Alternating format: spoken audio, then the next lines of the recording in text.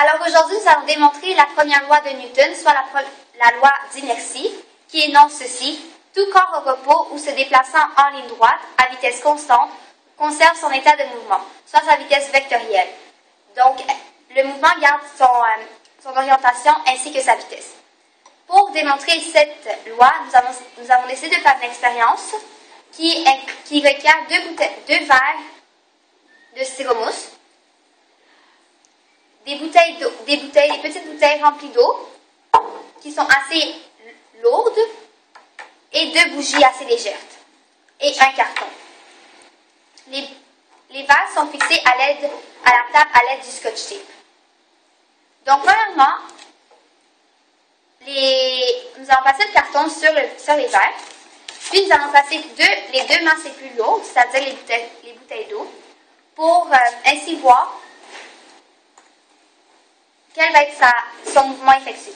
Donc, comme nous savons, les bouteilles en ce moment, il y a une force gravitationnelle vers le bas, puis le carton, il retient les bouteilles. Quand nous allons enlever le carton, le but est que les bouteilles gardent leur mouvement. Donc,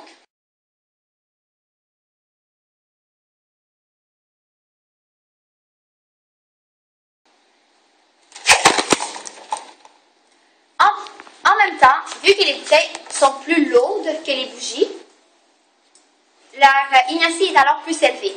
Donc, l'objet a tendance à garder son état initial, c'est-à-dire en ligne droite. Maintenant, nous allons essayer avec les bougies. C'est des objets moins lourds, puis ils ont tendance à bouger encore plus que les objets qui étaient plus lourds. Ces objets sont alors connus pour avoir moins d'inertie que les bouteilles que nous avons utilisées auparavant.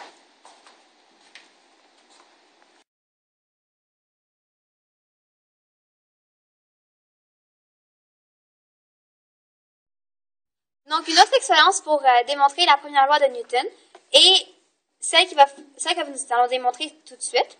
Elle va montrer que lorsque nous allons mettre des gouttes d'eau dans de l'huile et nous allons bouger le verre, les gouttes d'eau vont suivre le mouvement que nous allons faire et donc on va conserver son mouvement, comme le dit la première loi de Newton. C'est-à-dire qu'il regarde sa vitesse vectorielle. Alors, nous allons essayer. Nous allons mettre de l'huile dans le verre, pas trop pour que ça déborde.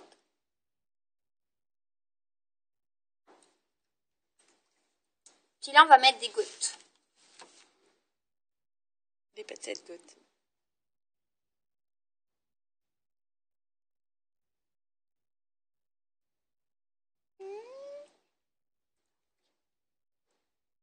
OK.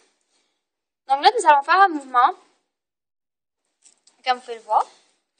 Nous allons faire un mouvement. Puis les gouttes, elles suivent le mouvement justement. Donc,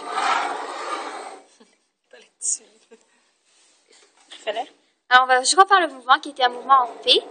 Donc, vu que là, déjà, les gouttes ont déjà été bougées, mais comme vous pouvez le voir, les gouttes d'eau se replacent en la forme de P, disons, afin que, comme le dit la loi d'inertie.